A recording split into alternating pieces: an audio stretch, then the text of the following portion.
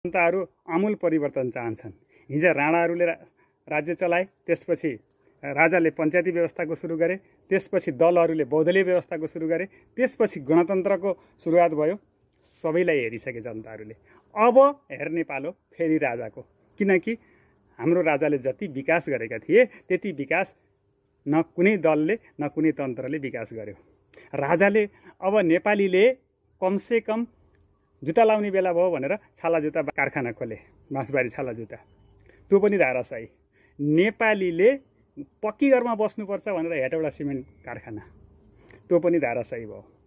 नेपालीले गाडी चढ्नुपर्छ भनेर गोरखकाली टायर उद्योग, यस्ता हजारौँ कल कारखानाहरू बेचेर आज चाहिँ हरेक नेपाली हरेक घरदेखि बेरोजगार भएर अर्काको देशमा 50 डिग्री सेल्सियसमा चाहिँ काम गरेका छन्। बाकसमा चाहिँ लास नेपालमा प्रतिदिन 3 देखि 6 वटाको दर